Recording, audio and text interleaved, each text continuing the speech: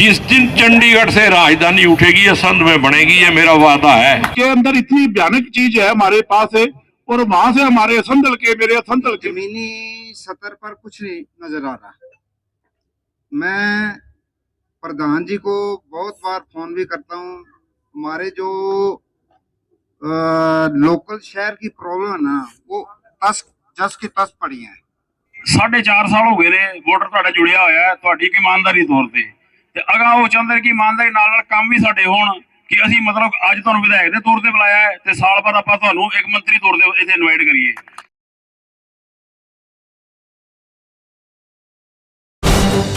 Congress party जिंदाबाद, बहन कुमारी सैलजा जिंदाबाद, भाई शमशेर सिंह गोगी जिंदाबाद। पंपिंग सिस्टम शहर के अंदर बढ़ा हुआ है, सारे शहर में वातावरण दूषित होता है।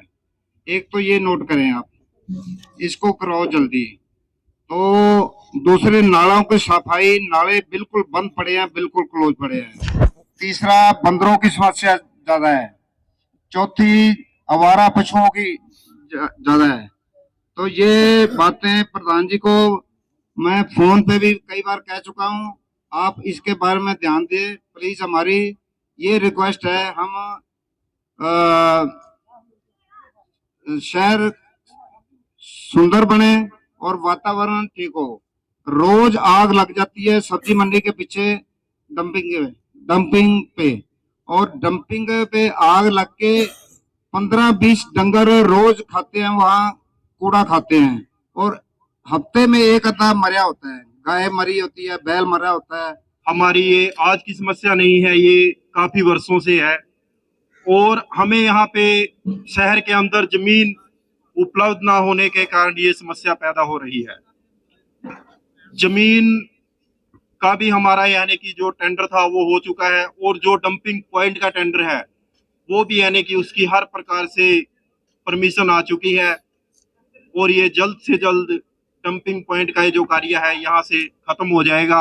और यहाँ पे जो हमारे शहर में स्थित पार्किंग की समस्या है वह भी खत्म हो जाएगी। यहाँ पे बहुत बड़ी विशाल पार्किंग बनेगी, इस जगह के अंदर पार्किंग बनेगी, और फिर पार्किंग के साथ साथ एक हमारा छोटा बनो बड़ा बनो एक छोटा यहाँ पे पार्क भी बनेगा।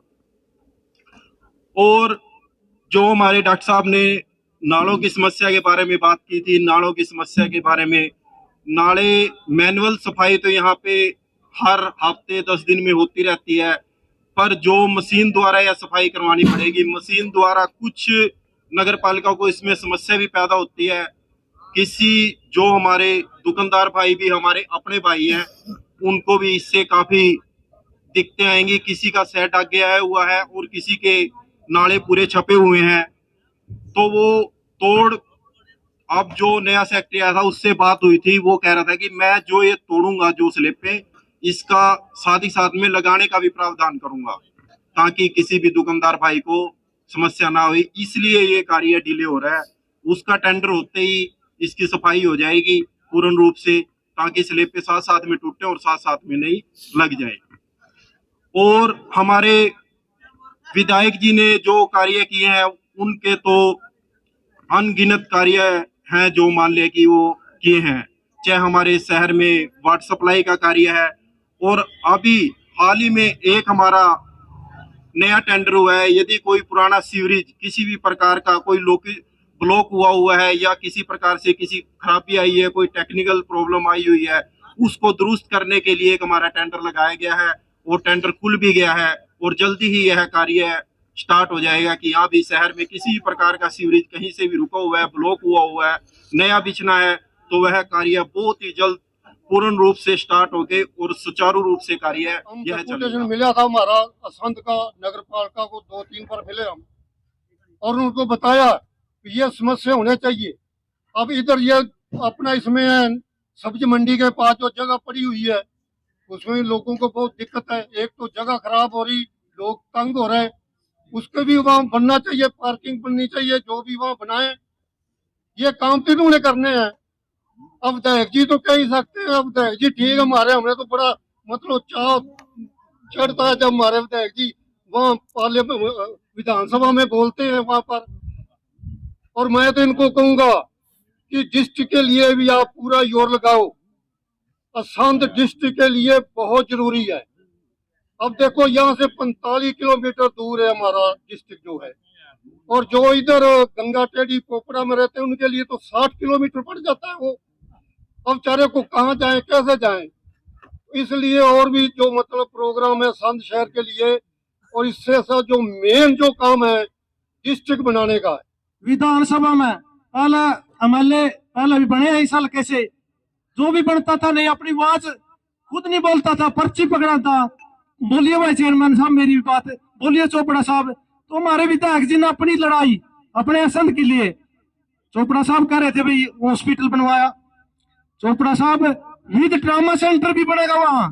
तो ये एक और बात जोड़ लो आप उसके अंदर, तो कितनी बढ़िया हमारे असंध के लिए बढ़िया बात है। काम गणा दिए और आप सब लोग जानो बिना मारे गणियायो जो हम साथी साथ रहा वे गणिया में उनके आप उनसे भी ज्यादा जानो। गांव में, इलाके में, शहर में, किसी वार्ड में जहां 4, 5, 7 आदमी बैठे हैं और राजनीतिक चर्चा शुरू करें तो सबसे पहले एक बात कहे भाई शमशेर सिंह गोगी बहुत ईमानदार है और ईमानदार के साथ बहुत ही शरीफ है। कोई आदमी चले जाओ वो उसको काम को मना नहीं करते। जितनी उम्मीद की जाती है ना वो उम्मीदें पूरी होती हैं जब सत्ता हाथ में हो, तब भी मेरे ख्याल में 100% पूरी नहीं होती। और विपक्ष में रहते हुए मैंने बहुत कुछ सीखा है। मैं जब एमएलए नहीं था तो मैं उल्ट सुल्ट भी बोल लेता था, थोड़ा बहुत किसी अफसर को करड़ा भी कर लेता था। अब तो दिखते बहुत हैं और बंदिशें बहुत हैं, लेकिन आप लोगों के आशीर्वाद से मैंने तो सदन के अंदर बोल बोल के ये समस्याओं का समाधान ढूंढ लिया।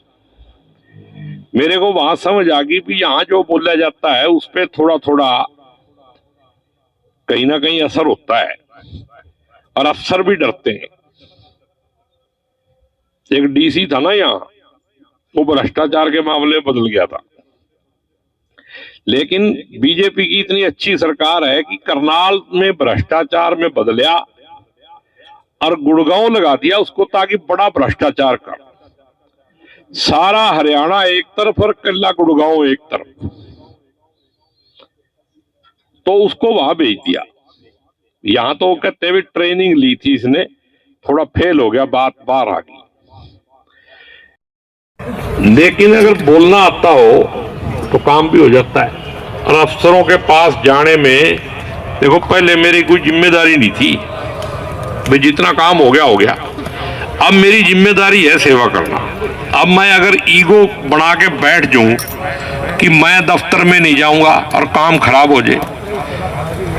मैं मास्टर जी को अभी बता रहा था, इस स्टेडियम का नक्शा पास कराने के लिए 8 बार मेरे को पीडब्ल्यूडी के दफ्तर में जाना पड़ा है, चंडीगढ़ वाले में। यहां वालों को तो मैं रोज पूछता था, फिर चक्कर डाल दिया एनओसी लेने के लिए। एनओसी एजुकेशन डिपार्टमेंट से लेनी है, चिट्ठी स्पोर्ट्स डिपार्टमेंट को लिख दी। मतलब 6-6 महीने एक दफ्तर में फाइल पड़ी रहती है, कोई पूछता ही नहीं उसको। तो मैं तो ये काम खुद जाके कर लेता हूं, मेरे को इसमें कोई शर्म नहीं है। लोगों ने मेरे को आशीर्वाद दिया है तो अपनी ड्यूटी करना मेरा धर्म है। बहुत सारे काम ऐसे हैं भाई, हमारे यहां अगर दफ्तर ही नहीं होगा काम कैसे होगा। बिजली का दफ्तर नहीं है, बिजली के दफ्तर की छत गिर गई थी, उधरती रात को गिरी। अगर स्टाफ अंदर बैठा होता तो क्या हालत होती। अब सेक्रेटेरिएट मंजूर हो गया, टेंडर हो गया, थोड़े दिनों में आपको दिखेगा काम शुरू हो रहा है। हॉस्पिटल भी उसी स्टेज पे, उन्होंने वादा किया अभी हम जनवरी के आखिर तक इसका टेंडर कर देंगे। स्टेडियम भी मेरे को लगता है जनवरी के शुरू में ही स्टेडियम हो जाएगा। वेटरनरी हॉस्पिटल की क्लियरेंस आ गई, इसका भी टेंडर लग जाएगा। पब्लिक हेल्थ का दफ्तर जो शहर से बाहर की बातें हैं वो तो बहुत ही सारी हैं, गिनाई नहीं जा सकती। तो मेरा कहने का मतलब है ये तो मैं नहीं कहता कि सारी समस्याएं दूर होगी। डॉक्टर साहब ने बहुत सारी समस्याएं बताई, और ये बंदरों की और ये जो सांडों वाली समस्या है, ये तो 24 घंटे चोपड़ा ही कान खाता है। हमने सांडों का नाम ही चोपड़ा रख दिया। हमने कहा देखते ही कह देते हुए अभी चोपड़ा मिलेगा, क्योंकि इसने जब भी मिलेगा एक काम से कर छो जी बस, या तो बंदर पकड़ा दो, और अगर बंदर नहीं पकड़े जाते सांड पकड़ा दो, यही काम है इसको। तो शहर की चिंता इसको भी है। और बाकी डॉक्टर साहब देखो, डंपिंग वाला है, ये तभी ठीक होना था जब यहाँ से सब्जी मंडी बदलती, और सब्जी मंडी लगभग बदल गई। परमात्मा की कृपा से थोड़े दिनों में यहाँ से दूसरी जगह चली जाएगी। तो ये धुआं तो निकलता ही रहेगा, गंद भी हम ही पाते हैं। कबाड़ कौन सा बाहर से थोड़ी आता, हमारा ही है। आप महल्ले च रहने, बीबियां सवेरे उठ के सफाई कर दिया ने, अपने घर को झाड़ू मार के दूजे के घर के अगे ढेरी जी ला दी है तो वो दूजा आएगा वो साढ़े हल कर जाएगा। लेकिन ये मेरा वायदा है भाई, अगर मौका मिला, देखो मेनू सब तो पहला शिकायत आई कि पानी की बड़ी समस्या है। और ये लंबड़दार बैठा है मंडी का प्रधान, इसने मेरे को पानी ले आके दिया बोतल में। वो बोतल की मैं सेशन के अंदर लेके चला गया विधानसभा में, तो वहां सारे अफसर लंबे पड़ गए, बोले जी ये बोतल अंदर मत दिखाना, पानी की समस्या हम दूर कर देंगे। पानी की समस्या वाकई दूर कर दी। अब सीवरेज का काम हो गया, यहाँ चीफ इंजीनियर यहाँ बुलाया मैंने, मगर भाई वहां बैठ के मेरे सामने समस्या देख क्या है। अगर किसी ने शहर वाले ने बताने में हमारे में कमी रह गई हो तो वो अलग बात है। दो समस्या, एक सीवरेज की और एक गुरुद्वारा चौक से पानी की निकासी की जब बरसात आती है, दोनों का टेंडर हो गया है और हो सकता है इसका मुहूर्त ही हो जाए, नए साल में काम शुरू हो जाएगा। तो और भी बहुत छोटी छोटी बातें हैं। काफी देर होगी आपको बैठे हुए। मेरी तो आपसे एक ही बेनती है कि इलेक्शन आने वाला है और देश के हालात जिस तरह के हैं, देश के अंदर लोकतंत्र और संविधान को खत्म करके दोबारा से राजशाही लाने का तरीका ढूंढा जा रहा है। अभी जो ये न्याय संहिता के कानून पास हुए हैं, आपको याद होगा जिन्होंने पढ़ाई की है, इतिहास पढ़ा होगा कि अंग्रेजों के टाइम में एक रॉयल एक्ट आया था, शायद 1917 की बात हो, और उसका विरोध करते हुए लाला लाजपत राय जी की शहीदी हुई थी। उसका बदला लेते हुए भगत सिंह एंड कंपनी ने सैंडर्स को मारा था। वो कानून राष्ट्र भक्त पार्टी के प्रधानमंत्री आदरणीय मोदी जी ने पास करवा दिया। वो कानून जिसका हमने विरोध किया अंग्रेजों के राज में, वो कानून दोबारा पास हो गया। अब अगर आप बोलोगे मैं यहां भाषण दे रहा हूं और मेरे भाषण देने से किसी कंपनी वाले का 1 रुपये का शेयर गिर गया, तो ये देश को खतरा हो गया और मेरे खिलाफ टेररिस्ट एक्ट लगेगा। क्योंकि मगर मैं अडानी को ये कह दूं भी तू चोर है, अब ये देश अडानी के हवाले हो गया। आपको प्रजा बनाया जा रहा है। संविधान और लोकतंत्र ने आपको नागरिक के अधिकार दिए हैं। जो रोज की रोज आप मजारे करते हो ना, रोज कहते हो ये मेरा अधिकार है, मुझे बिजली मिलनी चाहिए, मुझे पानी मिलना चाहिए, ये सुविधा मिलनी चाहिए, ये नागरिक होने की वजह से। और जब आप प्रजा बन जाओगे तो प्रजा का कोई अधिकार नहीं होता, फिर सारे अधिकार राजा के होते। इस टाइम राजाशाही चल रही है। नाम के तौर पे लोकतंत्र और संविधान है, और संविधान को खत्म किया जा रहा है। एमपी का इलेक्शन आएगा, आपने एमपी के इलेक्शन में ही सोच विचार कर लेना है। अगर आपने एमपी करनाल से जिता दिया तो मैं दावे के साथ कहता हूं ये शाम का टाइम है, फिर दिल्ली में मोदी की सरकार नहीं होगी, ये तय कर लो आप।